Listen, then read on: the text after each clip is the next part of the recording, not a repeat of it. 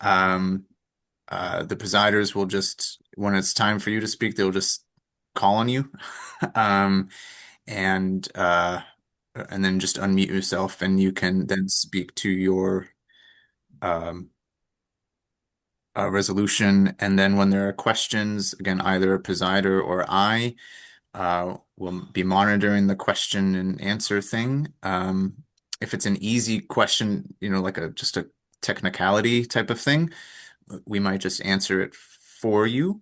But if it's a question that you need to answer, we will then just ask you the question and you can respond to it.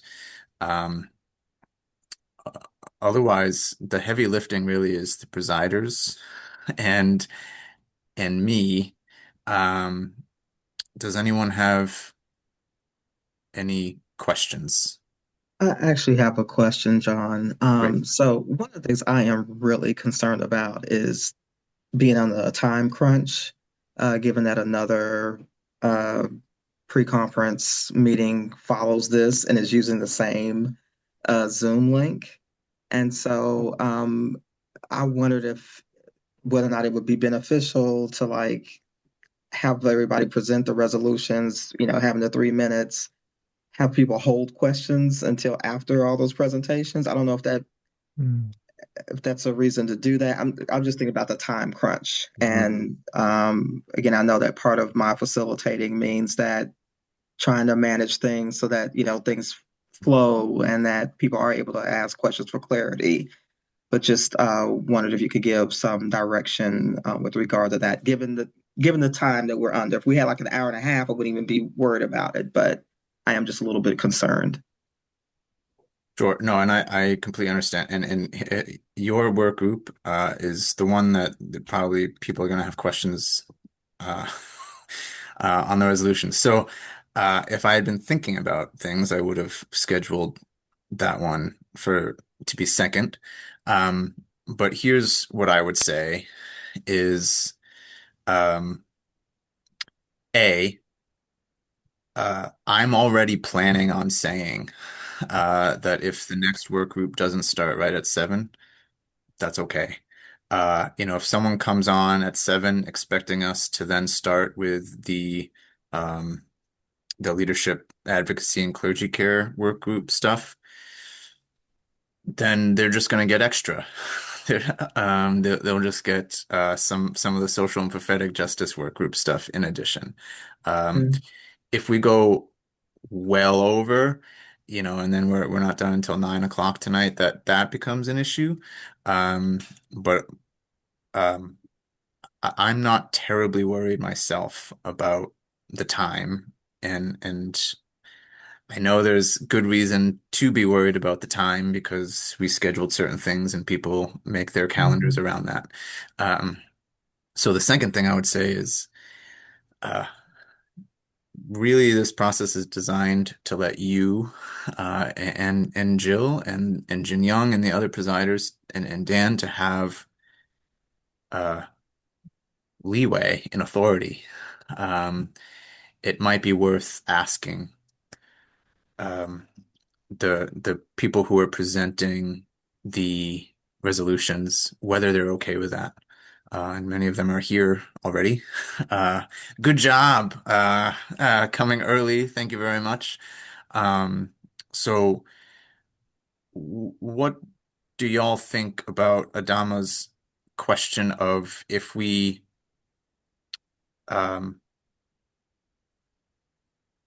what is the question? If we just do the presentations and then save questions and conversation for everything afterwards. Can people use the chat function? Are the participants able to use the chat or Q&A Yes. function to put in their questions Yes. so that during the reports they could do that? We would suggest to them they do that, and then that might also Oh, expedite that process. that's right. Yep. Yeah, we can So do then that. I think it makes sense to hold the questions to the end because you would see which question goes with which. Hmm. Yeah. Okay. Yeah. I'm How do you, curious to hear from others. Yeah, I think that's okay to hold the question at the end. I mean, we can just evenly allow presenters speak about their proposal, and I think we can entertain question and answer at the end. Then I think might be a good way we can try. Yeah. And How do you all feel if I at 3 minutes give you some sort of a sign that 3 minutes has passed? Mm. We need I think that's a timekeeper. good So you don't idea. so At you least don't it's have to do running it time. yourself, right? Mhm. I a mean, you grace-filled reminder, yeah. Yeah. Not a loud alarm. no. Yeah. Adama, are you okay with that? Yes, definitely. And Th- Lee Goodrich had been raising her hand. I'm sorry I didn't respond to that, but I'm assuming because she dropped her hand that she was going to say the same thing that Becca did. Um, to your question, Becca, we were hoping that the late breaking stuff would have come out by now, so that you could then refer to that when you were presenting.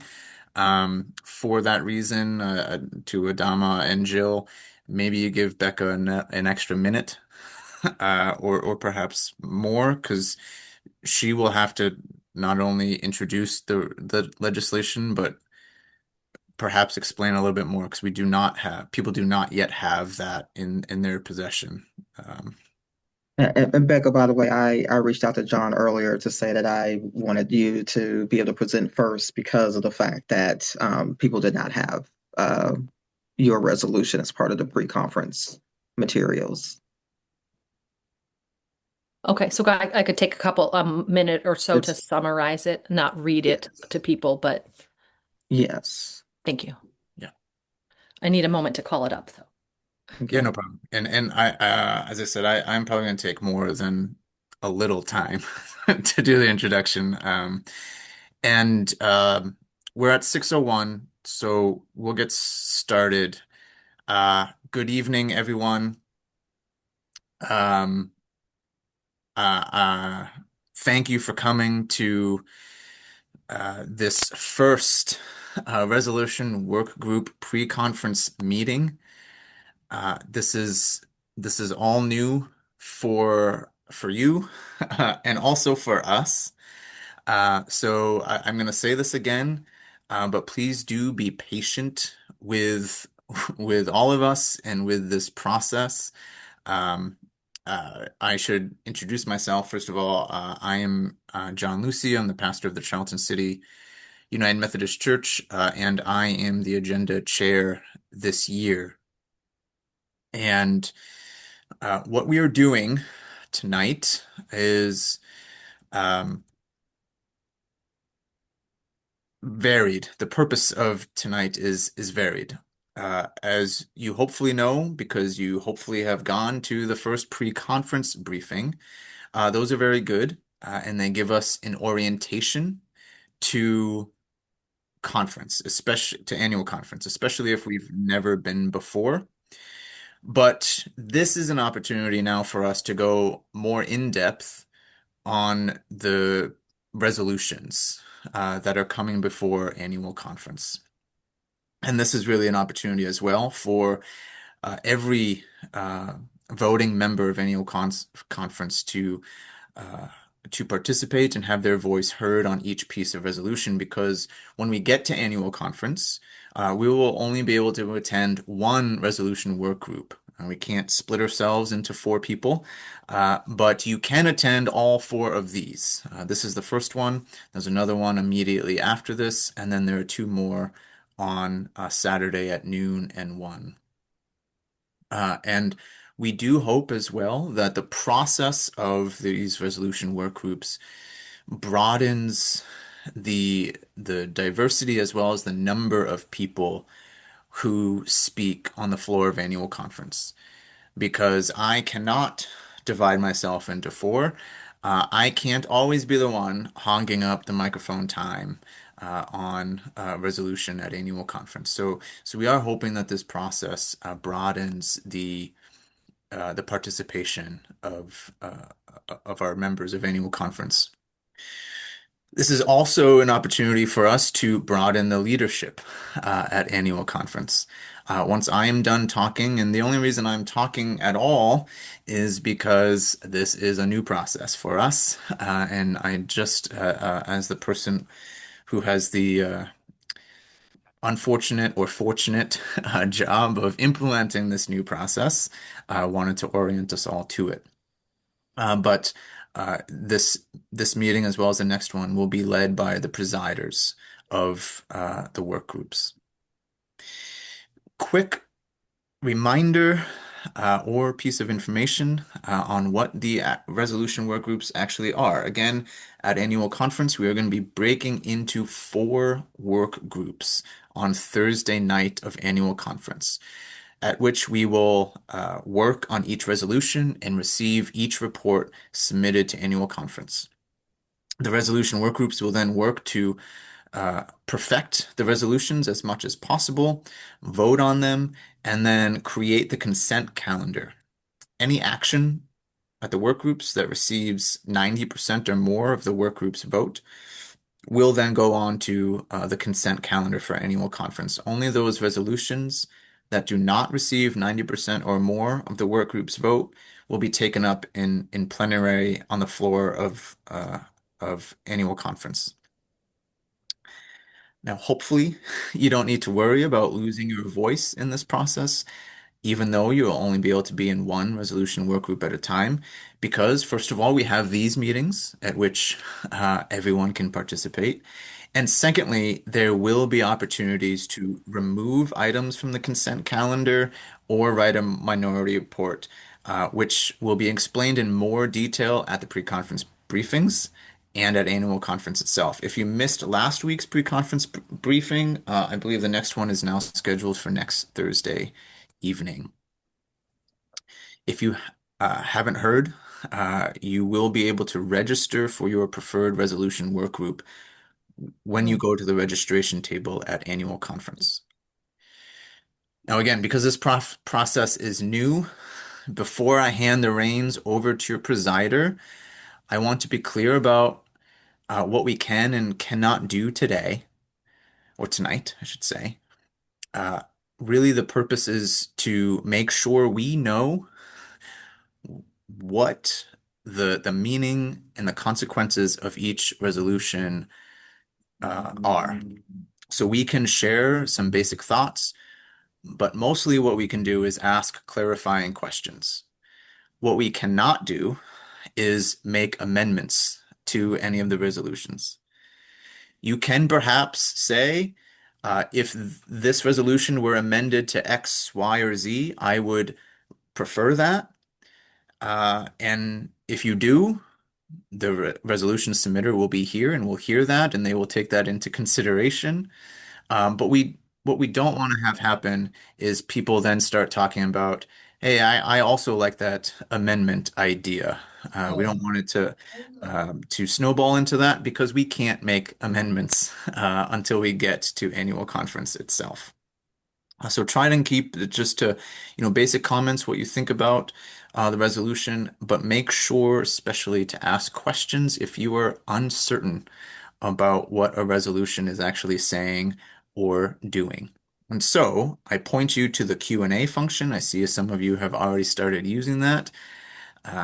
You can ask your questions there, just so that we are totally clear, because what we think we're going to do is to introduce all of the resolutions at first and then go back to answer questions. So please just make sure that you put which resolution the question is about with your question. It will probably be obvious to us, but in case it's not, just to make it easier for us to tell us with your question which resolution you're talking about. If you would like to make a comment on a resolution, I point you to the chat function. If you really feel like you need to speak and say out loud your comment on a resolution. You can use the raise hand button, and then one of us will then call upon you to speak. All right. So again, to any presiders who weren't part of the practice that then became the webinar before we were quite ready, the presiders will let you know when it's your time to speak. So don't worry about that. You don't need to, um, figure it out on your own. And if there are any resolution submitters who are here, um, but they're not listed as a presenter, again, when it's your time, just use the raise your hand and we'll still be able to recognize you to speak. We will have a 3-minute, except for Becca's, because hers is a late breaking and y'all don't have that yet. We'll give her a little bit extra time, but everyone is going to have 3 minutes to introduce and speak about their resolution. Okay, just like at annual conference normally. So this is a little bit of practice for you as well. You can hone what you want to say. The last thing I'm going to say is that please do not worry if this meeting goes beyond an hour and you were really hoping to catch the next pre-conference meeting on leadership, advocacy, and clergy care. That is going to be in the same room. We're not going anywhere, so you can't miss it. Okay, we're going to try. I've already used 10 minutes, but we're still going to try to stick to the schedule as much as possible, but you're not going to miss anything, okay? Please do be patient with me, with us, with one another. If things don't go the way you hoped or that we hoped, this is a new process. You may not love this process, but ultimately, either the Spirit's going to work through this process or it won't. But whether the Spirit is working through this process or not, we still need to love one another, still need to strive towards loving God and loving one another as fully and wholly as possible. And if this goes really terribly, or even if it goes well, we will appreciate feedback to make it better, especially if that feedback is offered gracefully. Okay, so I am done. And with that, I'm going to hand you over to the Reverend Dr. Adama Brown, who is your presider, as well as Reverend Jill Colley Robinson, who is the alternate presider. So take it away. Thank you, John, and good evening, everybody. I want to get started going through the resolutions. As John mentioned, would like for the resolution presenters to present first and then to have people hold their questions. And because Becca's resolution is like late breaking, I would like to start off with Resolution 26-214, Rule Change Resolution. Becca. Thank you, Reverend Dr. Adama. And this resolution was submitted on time, I want to say, but just did not make the journal. So you do not have it in front of you. It's formatted as a rule change. I'm going to read just that portion. There's a lengthy rationale, which you can't see right now, but I won't belabor it. This is a motion to amend the rules at the section regarding the connectional table to add a new two new responsibilities to the connectional table, which would be item Roman numeral number 6, to report to the annual conference body no later than 6 months following the close of the annual conference session, the implementation or progress of each decision/action made by the previous annual conference session. Such report will be generated by the co-chairs or their designees corresponding with the relevant teams or individuals to gather the data and then share the compiled information in conference-wide communications. Roman numeral 7, to receive, facilitate, and share feedback to this mid-year report from conference teams and individuals regarding the implementation or progress of the decisions and actions taken by the previous annual conference session. As I said, the rationale is lengthy, but it could be summarized like this. When legislation is well thought out and clearly and openly discussed and fairly voted upon and faithfully enacted, It's no surprise to any of you that I like legislation because I believe that it expresses the best of who we are. It's rooted in our values and in what we are trying to accomplish, and it moves those values into binding action, preferably for justice. However, when legislation is not well thought out or something goes wrong in the process, we don't get to debate it clearly and openly, or it is not faithfully enacted, it is quite simply a waste of everybody's time. And that's no good. Now, you can't see the rationale that is with the resolution, but it lists several actions over the past handful of years that the conference has taken, directing itself to do a certain thing, and then that has not happened or happened very differently than the action spelled out, or there's very little progress on it. That information was, to the best of my knowledge, in March when I wrote the resolution. Some of that information has changed since then, which is great. But oh, look at that. Okay. Um, but that was, it lists several actions. And when you get a chance to look at it, I encourage you to look at it. Among them was a resolution from the Committee on Native American Ministries that was not enacted in the way that I believe the conference passed it. The resolution expressing that we really hope to prioritize a hybrid session.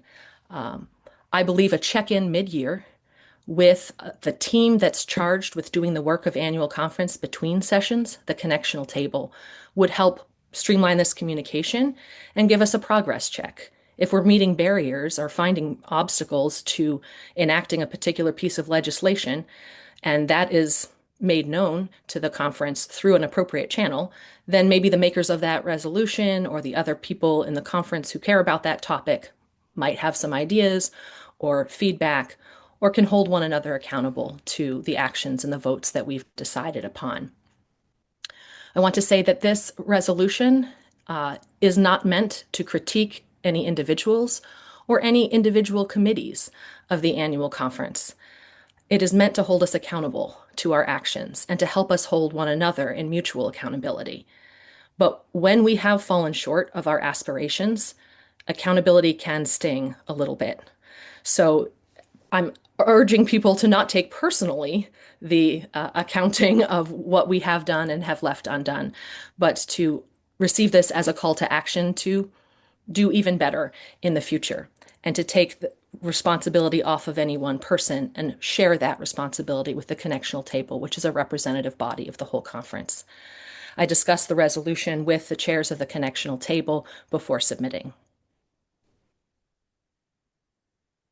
Thank you, Becca. And just to remind everybody, if you have questions for later, please put them in the chat or the Q&A, and we will follow up accordingly.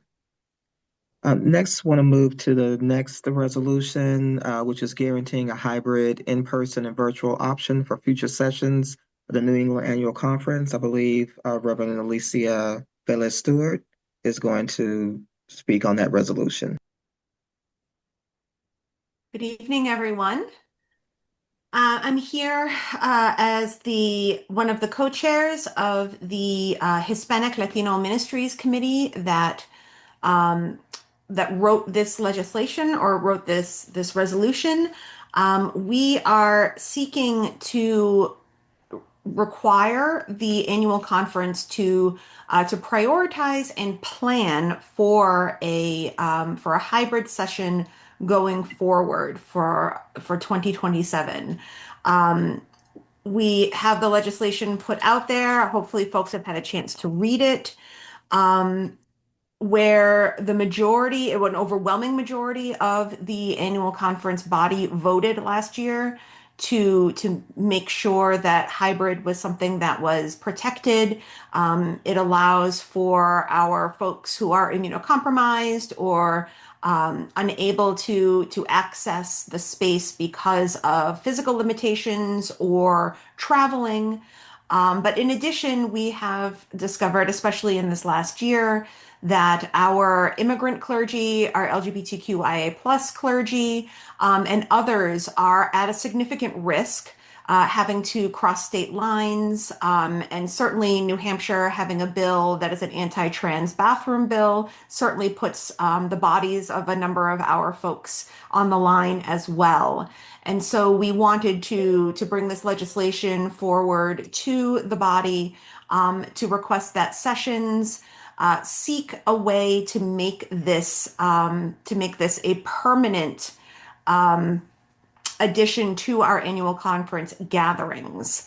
And I'm willing to take any questions that folks have with regard to the decision behind putting this legislation forward, but it's pretty well laid out in the resolution itself.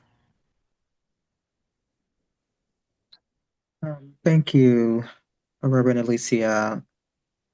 And again, any questions we'll address a little later on in this session. Moving right along, the next resolution is our land restitution for UMC properties in New England. And I know that Brianne McDonald and Jenny Tibbetts are here and can speak to that resolution. My name is Brianne McFarland, and I'm the chair of CONIUM and am presenting resolution RS 24 203. You can see the original resolution on pages 73 through 75 of the pre-conference journal. I have requested that the resolution number be edited, just as a note. It's currently RS 24 203. An amendment has been made to this resolution, which I'll explain and can be found in the late breaking edition. The resolution is the land restitution for UMC properties in New England. This resolution was presented in 2023 as an aspirational resolution. In 2025, it was presented in agreement with trustees and CFNA with a one-year sunset provision. In 2026, CONIUM presented the initial resolution found on pages 73 through 75, and trustees later requested a meeting with CONIUM, and the amended resolution will again be in the late breaking. So that you are aware, the resolution is requesting, or it is to provide for the next 12 months, again with a one-year sunset provision, through June of 2027, 2% of the net proceeds from the sale of properties owned by the UMC for its work in support of Indigenous communities, tribes, and nations. Further, the conference trustees commit again to working with CONIUM to develop a comprehensive, sustainable, and long-term plan to fund, support, and meet the critical ministry goals. This plan is to be presented at the 2027 annual conference. This resolution is endorsed by the Commission on Religion and Race, Creation Circle Care, Church Board of Church and Society, Commission on Queer Person Status, as well as the Board of Trustees. You can read more about this resolution, the work CONIUM has done this year, as well as the difficulties that we've endured, specifically regarding the 2025 resolution, in my report on pages 31 through 33. Thank you.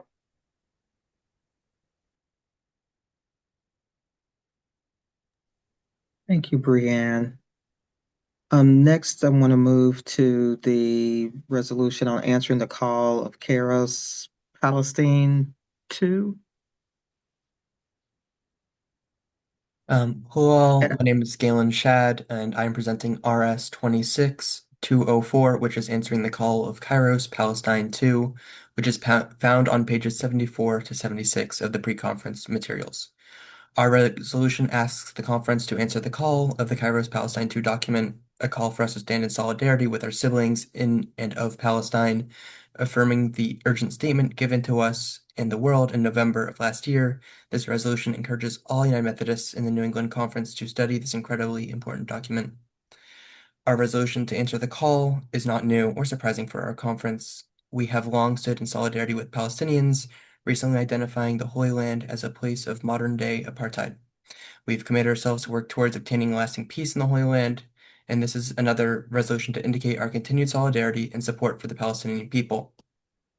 This support does not just come from the annual conference, but from the denomination at large. With the General Conference of the United Methodist Church consistently reaffirming its solidarity with Palestinian Christians and affirming the original Kairos Palestine document of 2009, while simultaneously encouraging United Methodists to learn about its context and history. Yet the mass displacement and killing of Palestinians by Jewish settlers in the Israeli military has not just continued, but it has escalated in scale and effect, officially becoming a genocide according to the United Nations Independent International Commission of Inquiry on the Occupied Palestinian Territory. The callings of the Kairos Palestine II document fits within what we have previously committed to by calling for repentance for inaction and for actively standing in solidarity with and learning from Palestinians. It encourages us to use materials to actually learn about this document and its surrounding context. By our support and endorsement of the Kairos Palestine II document, we will reaffirm our commitment to learning about the Palestinian genocide and continue our commitment to actively engage on a congregational level, advocating for the goals set forth by the Kairos II document. If this passes, we, the annual conference, will continue our stand for a just, sustainable peace for all people of the Holy Land, and we ask that all members bring this resolution to their home congregation and discuss it, what the Kairos Palestine II document means and its surrounding contexts. Thank you.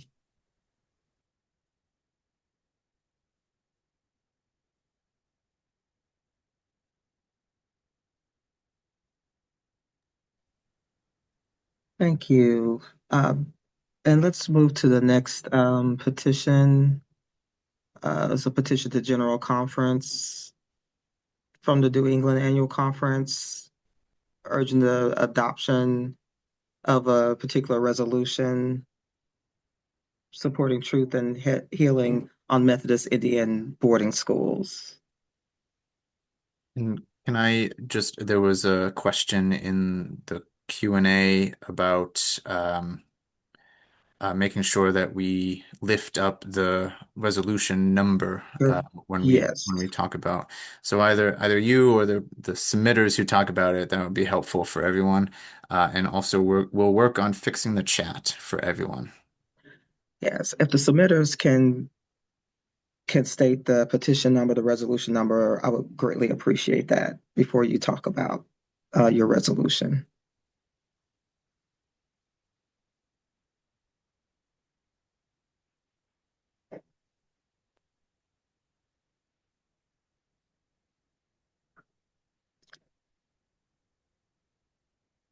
So is no one here that's going to talk about this particular petition? I am here to speak to that. Okay. RS 26-300. We wrote this legislation to go beyond our conference and hit general conference.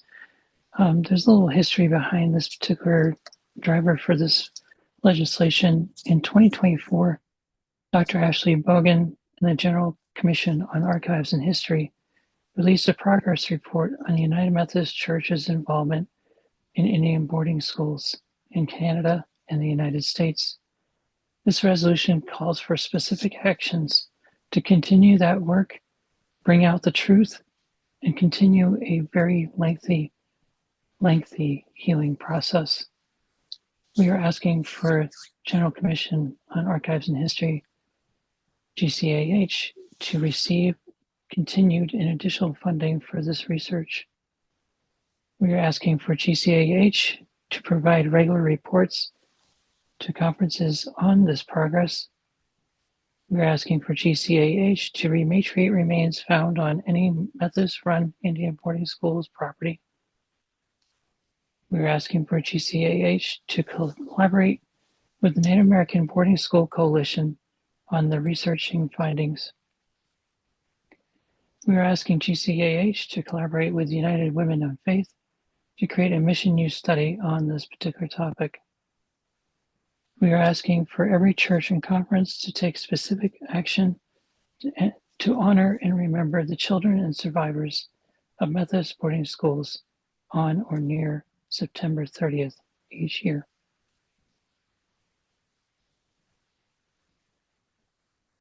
Thank you, Jenny.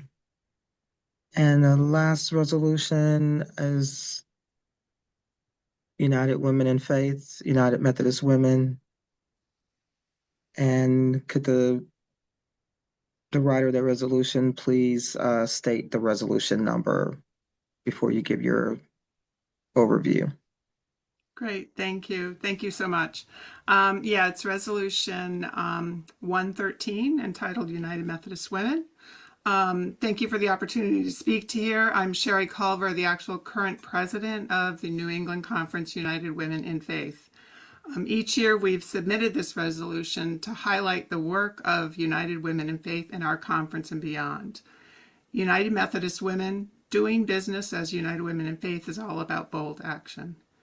We view mission as inspiring members, providing leadership opportunities and advocacy on behalf of women, children, and youth everywhere and in all places with no exceptions.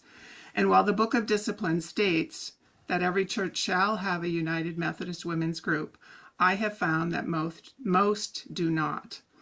United Women in Faith is not simply the women's group, a missions committee, or a hospitality committee.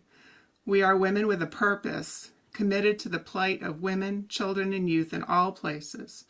We want everybody in and no one left out of abundant life. We advocate for climate justice, racial justice, and ending mass incarceration. United Women in Faith can be the place women are looking for meaning and purpose and looking to influence. We provide superior educational experiences and wonderful reading program and numerous ways to say yes to leadership, along with mentoring and a vibrant Mission U retreat weekend open for all. With this resolution, we are making ourselves visible to everyone again, some for the first time, and as an option for women looking for more. We believe that love in action can change the world. In addition to the resolution as printed, I do plan on adding an amendment at annual conference that will add this to our conference policies as an appendix to the NEAC's policies and procedures. Thank you. Thank you, Sherry. Yep. Now I want to turn it over to any questions that folks may have. I'm looking through the chat, and I think I'll just kind of go in order, though, starting with Becca's rule change, Becca's resolution. Were there any questions, any clarifying questions that anyone may have?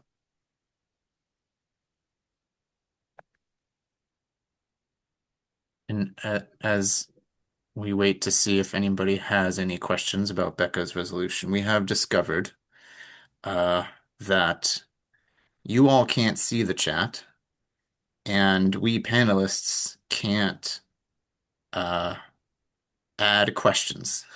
So here's what we're gonna do. First of all, I'm gonna invite you, if you just have a comment and not a question, if you just have a comment, go ahead and use the Q&A, or again, you can click on raise hand and you can speak it.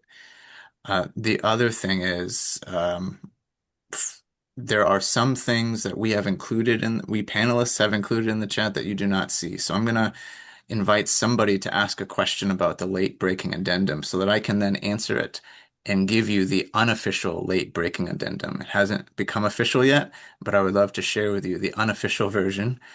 And otherwise, Adama, we might want to go back into the chat when we get to certain questions. People haven't seen those questions, so we just need to lift them up verbally, if that makes sense. Okay. I'm done interrupting. You're doing a great job. Okay, well, back to questions regarding Becca's resolution. Are there any questions? I'm not seeing any.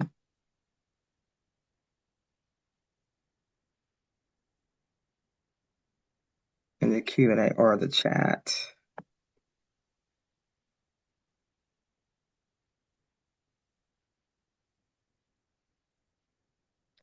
Well, seeing none and hearing no comments, I want to move us then to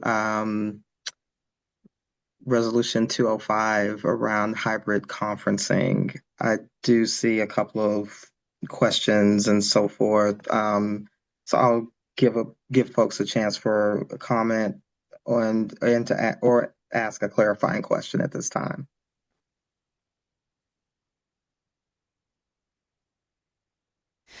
Adama, we have a comment from Beverly. Do you want me to read that out, or do you want to read it out?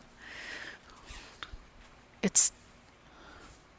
see it. On resolution, Beverly Stimmark says, on resolution 205 hybrid, I wonder if this resolution will run up against a rule about not obligating future conferences.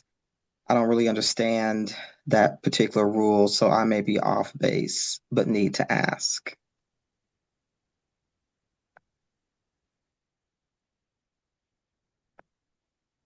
So we do not believe that the way that the resolution is worded would bump up against that rule in the same way that the resolution that was presented from the floor last year, requesting that sessions prioritize and plan, met the same requirements. This would be in the same vein, just requesting that the sessions team honor what the overwhelming request of the body was. So in the same way, this would not necessarily bump up against that rule. Does that answer that question?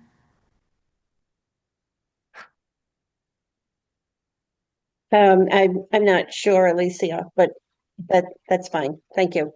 Okay. And I think Evan McElrath's question may also apply to this one. Is that correct?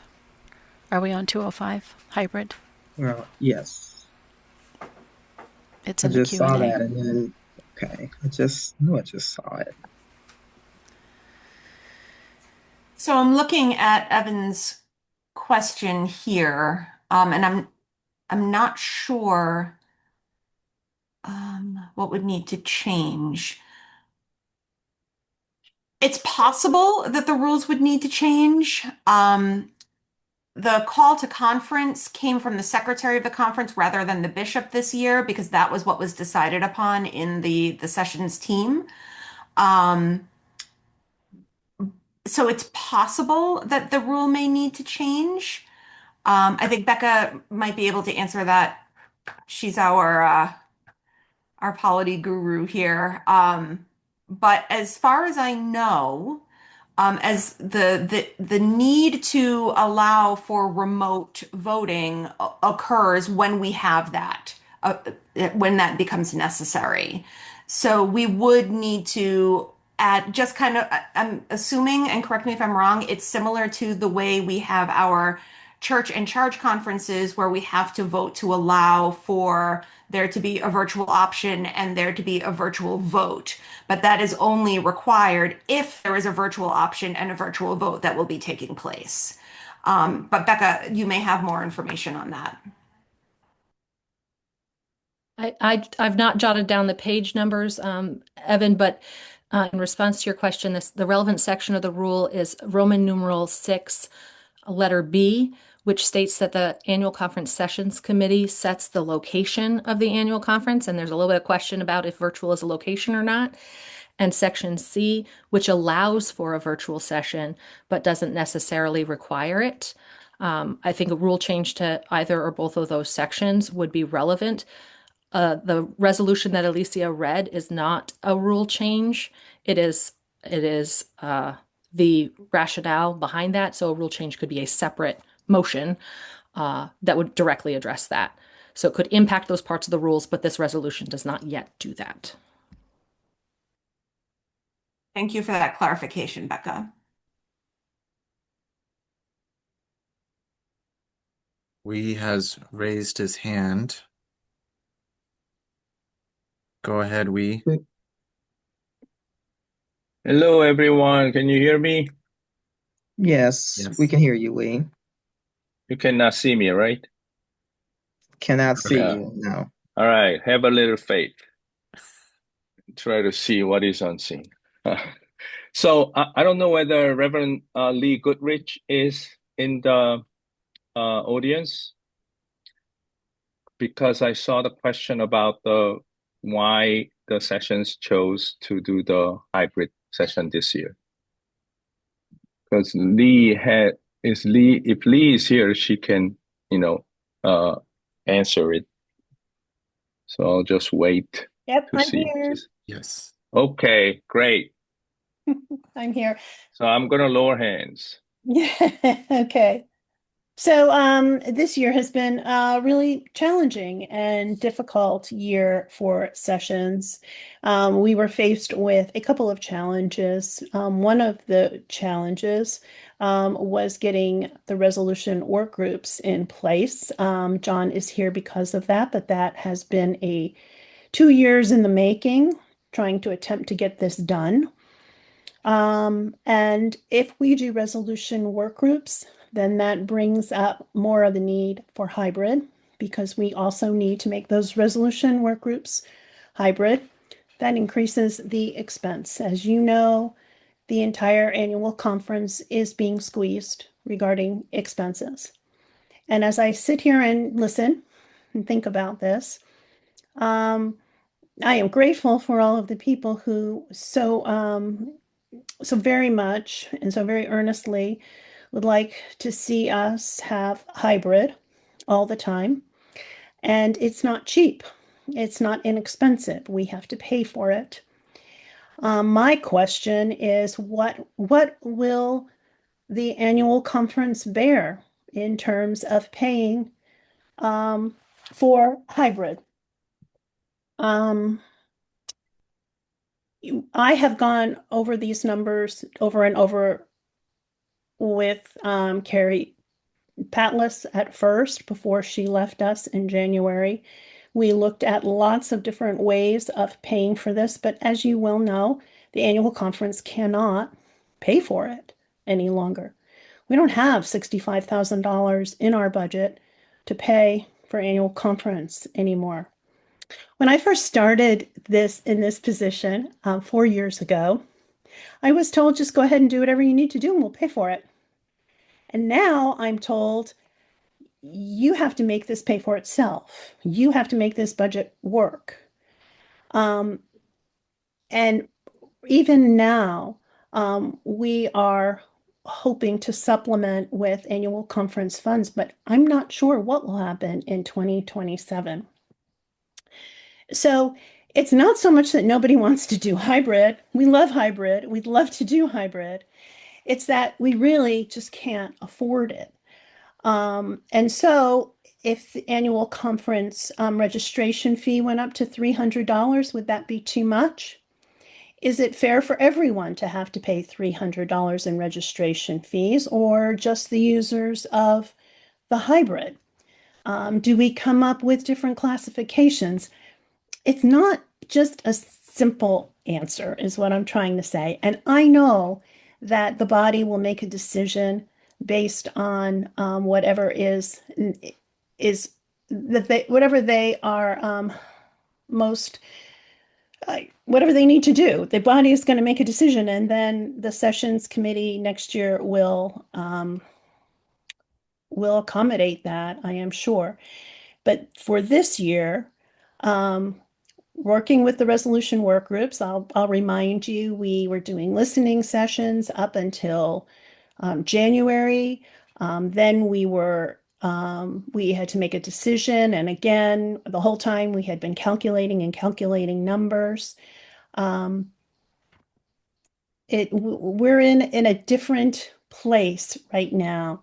We don't have the funds to supplement annual conference like we used to.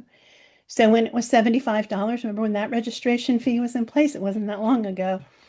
It used to be 75, then it was 100, and now we're up to almost 200, and it will be even more next year. So, and I am just trying to figure out what is the most fair thing for everyone. I think I've said enough. Does anybody have any questions they want to ask me about any of this? Thank you. Thank you, Lee. Adama, I did want to respond to Adam Randazzo's question in the Q&A that I did respond by typing, but for those who aren't able to see it, The financial implications. So yes, to echo what Lee said, I too am on the sessions team and have been part of those conversations, and know well the financial situation that we find ourselves in as an annual conference. And so what we were asking is, in order to supplement this change, what would the financial implication be? Well, we are requesting that that the annual conference allotment from mission shares that goes to producing and putting together the session be increased to $65,000. And that is what we are requesting from the annual conference to help underwrite this desire for the hybrid option. Thank you, Alicia. So, John, I know you told me not to worry too much about time, but I still want to be respectful of people's time tonight, and wanted to move us to any comments or clarifying questions around the land restitution resolution, Resolution 203. Absolutely. So I will just say, I know because I know we do have at least a couple of questions on that. There was another question that just came in the Q&A from Anna, and I'm just going to invite you to reach out to Lee Goodrich to ask your question and get an answer about why hybrid is so expensive. And you can get your answer that way, hopefully. And then you could share it with everyone else when you get to the resolution work group, perhaps. Yeah, so Adama, you can go back to leading. All right, thank you. So I see there's a couple of questions. I see a question that's in the chat that Becca raised. Beck, would you like to ask that question directly? Sure. My question is a procedural one about the land restitution resolution. Why were the trustees permitted to amend a resolution that didn't come from the trustees but came from a different group after that resolution was submitted and before it was just taken up by the conference? Is that in keeping with our rules and procedures? I think that's a great question, Becca. I will say that I think that the easiest answer I can give for why trustees were permitted to amend the resolution was because CONIUM is trying very hard to work with the trustees. I do think that there needs to be a little bit of education about what has happened in the last year with CONIUM and trustees. I mentioned earlier that this resolution was presented last year for 1%. It was a agreed upon resolution. CONIUM was contacted less than 3 days before the opening of annual conference by CFNA and trustees requesting that we pull our resolution and not present it to the body. We, on the opening day of conference, agreed to meet with them, and a amendment was agreed to. This allocation amendment reduces the allocation from 10% of at the gross sale price to 1% of the net proceeds. And if you'd like an example of what the difference of the net proceeds and the gross sale price might look like in real time, you can check out my my report. I have given an example that was given to me. So we agreed to change from the gross sale price 10% to 1%. That was under the agreement that CFNA and trustees committed to working with CONIUM beginning in September of 2025 to develop a sustainable long-term framework. The goal was to bring forward a mutually developed proposal by February of 2026 for consideration at the annual conference. That did not happen. There was not communication. CONIUM put together the resolution, the original resolution that you see on pages 73 through 75.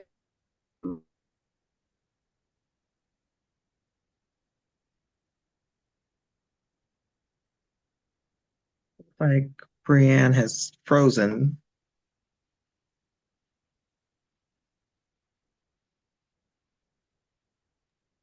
We were, oh, There you go. You Yeah, were you're frozen for back. You about froze 10 for a minute seconds. there, Brienne. okay. I saw the internet unstable thing go. Yeah, unfortunately we did not receive a response from trustees or CFNA. So CONAM CONAM has members are deeply disappointed by the broken commitment from 2025, a commitment that was agreed upon and voted upon by the body, that trustees and CFNA would hold up kind of their end of the deal. And so since my report has been written, since the initial resolution was given to the secretary by April 1st, CFNA did request a meeting. Sorry, I apologize. Trustees did request a meeting with CONAM. There were multiple representatives from trustees and from kind of the administration of the administrative body of the church in that meeting. And there is a deterioration of trust between CONAM and trustees because of these broken promises. So we continue to hope that even though prior commitments have not been carried out as anticipated, that there will be ongoing dialogue, and we are hopeful for continued collaboration moving forward. And in that sense, an idea of continued collaboration moving forward, we are again presenting yet another 1-year resolution that takes the I'm so sorry, takes the allocation from 1% in this past year in 2025 to 2%. And again, that would be from the net proceeds, not from the gross sale price. And I just want to, I know I'm taking a bunch of time, but I just want to say that tribes across New England are very excited about this type of reparations work, and the access to United Methodists and the new possibilities that this brings for them and that it will bring for us. And you will hear more about that after annual conference, because we know you get lots of emails right now. Becca, I apologize for being so long-winded, but this is very complicated and it's been going on for multiple years, which is why I wanted you to be aware. As far as keeping with the process and rules of the annual conference, that is not my expertise, but I cannot speak to that. But we are hopeful for continued relationship building going forward.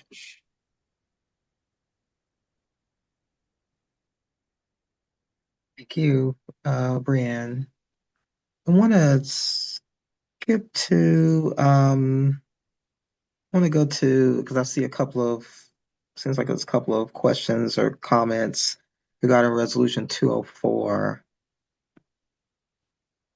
I see that Julie Walden asked a question and Galen did respond, but just want to, if there are any other questions or comments around Resolution 204, Kairos, I'd like to allow folks to raise those questions or comments now.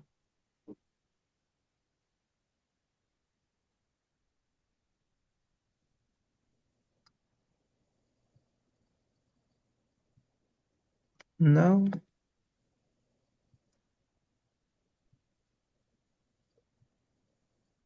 Sorry, I'm just scrolling here, just trying to see if there's anything that I have missed.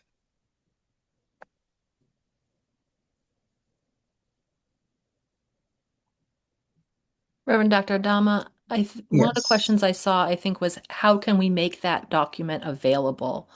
Because it references, Galen was referring to a document that we don't all have access to. So how do we get that to the members so that they can, it's a procedural question, I believe was Julie's question. So yeah, the members at large, I think that question still remains. Galen did provide a link to the document in response to Julie's question. So if people here want to read the document, go back to Julie's question on that and see Galen's response. But I would follow up, as Becca said, I think procedural question for the whole conference remains. So something for Galen and Bill to be thinking about. Yeah, if I could make one comment, and that is if you go out to the UMKR website by just Googling UMKR, it'll immediately come up with information about that document and other stuff, and you can easily find it there. But Galen raised this earlier, and I'm going to talk to Ben to see if that could be put on the page of pre-conference documents or something like that, so that everyone would have a better access to it. Yeah, no, we only have a few more minutes, but would like to make some room for anyone who may have any questions about Resolution 300 around truth and healing. Any comments or clarifying questions? No? Then Resolution 113, United Methodist Women. Any comments or clarifying questions around that resolution? I'm not seeing any other questions either in the comments, in the chat, or in the Q&A.